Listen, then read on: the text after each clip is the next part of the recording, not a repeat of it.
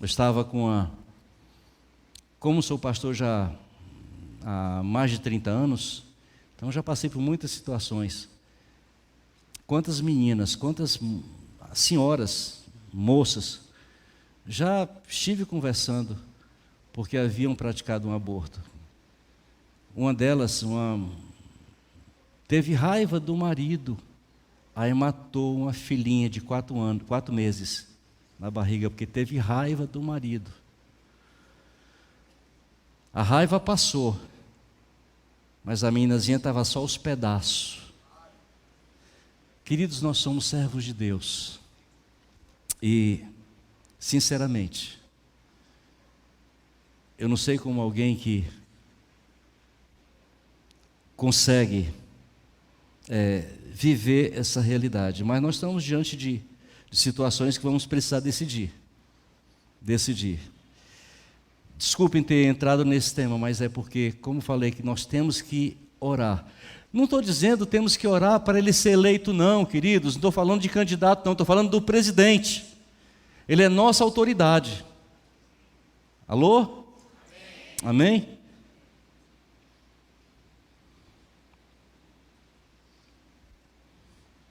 Então, queridos, indo lá para o versículo 28 a 30, que diz: levantando-se, pois, de madrugada, os homens daquela cidade, eis que estava o altar de Baal derribado e o poste ídolo que estava junto dele cortado, e o referido segundo boi fora oferecido no altar edificado. E uns aos outros diziam: quem fez isto? E perguntando e inquirindo, disseram: Gideão, o filho de Joás, fez esta coisa. Então os homens daquela cidade disseram a Joás: leva para fora o teu filho para que morra, pois derribou o altar de Baal e cortou o poste ídolo que estava junto dele. Então, queridos, olha só, o que Gideão faz é gerar naquele povo uma indignação. Eles não sabiam o que vinha depois disso, mas porque Gideão foi obediente, porque Gideão derrubou o ídolo e o poste ídolo, porque Gideão fez isso, mesmo tendo que enfrentar o povo. Ele faz isso à noite porque era uma forma deles não saberem. Quando chegou lá, já estava o altar edificado, o altar caído, o outro edificado, o sacrifício feito, o segundo boi morto, estava tudo prontinho. Ele fez tudo isso numa noite, mas quando chegou já estava feito. Mas pastor, ele fez isso em obediência, não foi? Foi.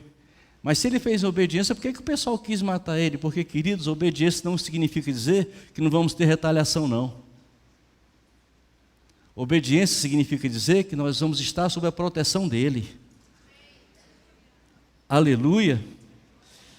O apóstolo Paulo sofreu naufrágios, picada de víboras, ameaçado de morte, tanta coisa ruim aconteceu, exatamente porque era obediente. Alô? Porém Joás disse a todos os que se puseram contra ele: contendereis vós por Baal?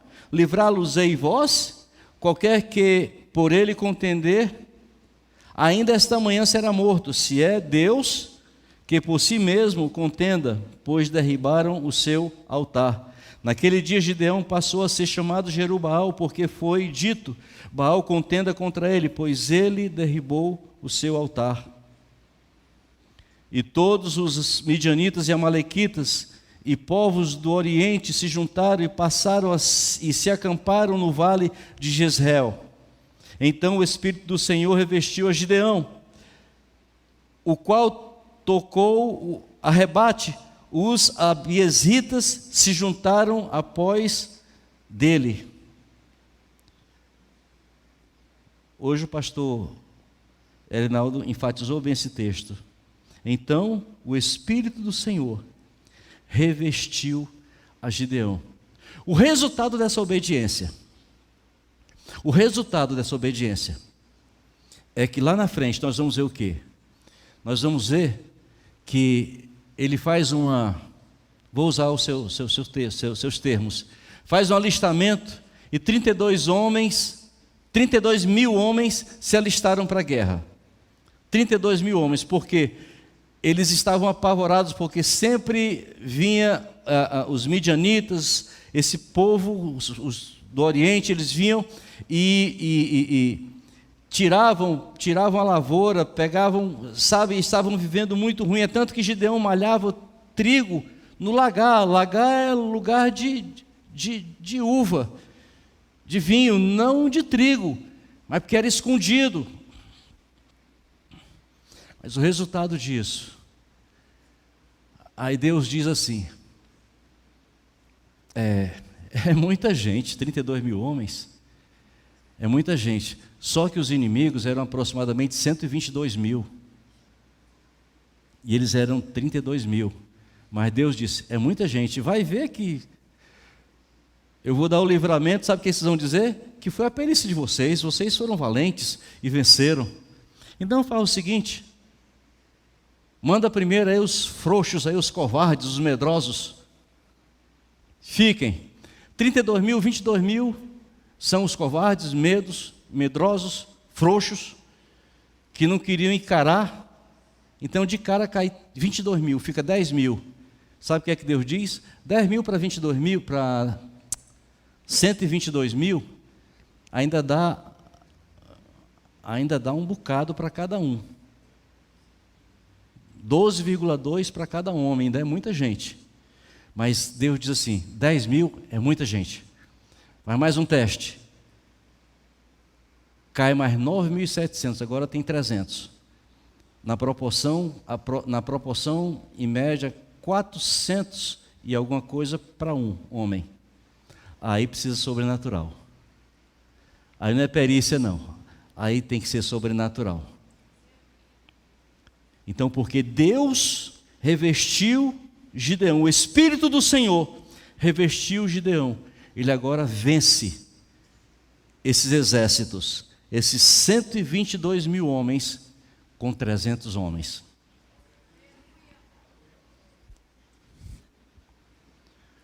Não dava nem para dizer assim, dar um tiro, né? Porque não tinha bala na época, né? Mas, queridos, sem desembaiar uma espada, os 122 mil homens perecem, caem. Porque quando Deus está no negócio, não importa quantos são contra você, não importa a dimensão dos teus inimigos, quando Deus é por você, quando você é revestido pelo Espírito do Senhor, quando você está na direção correta, quando você está fazendo aquilo que agrada a Deus, aí, queridos, ninguém vai te tocar, não. A coisa mais estranha aconteceu, porque Gideão foi obediente. Quais são as armas? Essa hora uma metralhadora. Isso não é campanha política não, tá? Mas não tinha metralhadora. Aí Deus diz, faz o seguinte, pega pote, na nossa linguagem, né? Vaso, pega pote, pega tocha de fogo acesa e potes vazios. Isso é arma. Capitão, isso é arma, capitão? Capitão Danilo, isso é arma? Não é, mas nas mãos de Deus é. Aí Deus diz, quando eu der a ordem, Gideão, tu vai controlar o negócio aí. Aí Gideão diz, quando eu disser, pelo Senhor e por Gideão, então todos ao mesmo tempo vão estar quebrando os vasos com as tochas acesas, e naquele momento, queridos, veio uma confusão no meio dos inimigos, e uns passaram a matar os outros, e eles se matavam uns aos outros, e os homens lá de cima só olhando, só assistindo. só assistindo, porque quando estamos no comando de Deus, é Ele quem peleja a nossa peleja, é Ele quem vai à nossa frente, é Ele quem luta por nós. Então não temos que fazer isso, não temos que fazer. Se a luta é dEle, a vitória é dEle, mas se manifesta em nós. Então tudo que temos que fazer é ser obedientes. Aleluia. O que é que está no teu coração? O que é que você espera que aconteça? Se é algo ruim, fique tranquilo, vai acontecer ruim. Você vai até declarar as coisas ruins, vão acontecer. Ah, pastor, eu não consigo mais ver coisa ruim porque eu conheço o meu Deus. Eu sei que Deus está cheio de boas intenções para comigo e Ele vai me abençoar. Tem uns negócios aí acontecendo aí, mas não tem a ver comigo não. Eu estou passando pelo processo, mas Ele está me dando força. Ele está me dando estrutura, eu estou conseguindo, eu estou vencendo. Ah, pastor, não está fácil não, mas com o Senhor Ele tem me dado força. E eu estou conseguindo, eu estou vencendo. Eu já me vejo do outro lado, pastor. Eu já me vejo vencendo as batalhas, já me vejo me saindo dessa dívida. Eu já me vejo, pastor, eu já me vejo com a minha família organizada, com a minha família, eu já me vejo em harmonia com a minha esposa. Eu já me vejo com o meu filho retornando para casa, já me vejo com harmonia na minha família, eu já vejo assim, pastor. Então profetize, fale. Fale. Sabe, queridos, a matéria-prima para que a nossa bênção chegue está nos nossos lábios. Então você fala.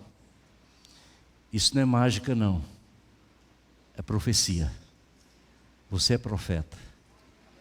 Então viva com galardão de profeta, viva com esse espírito de profeta. O espírito de profecia está sobre Jesus, mas ele está em nós, pelo Espírito Santo. Portanto, o espírito de profecia está sobre nós. Você fala, vai acontecer. Fala, vai acontecer. Quer continuar derrotado? É fácil continuar derrotado. Quer ser vitorioso? Você sabe o que é um vitorioso? Um vitorioso é um derrotado, é um ex-derrotado que aprendeu a orar. Isso é um vitorioso.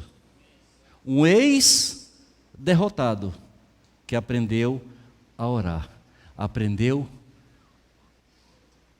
a comunicação do céu. Aí sim. Amém, queridos?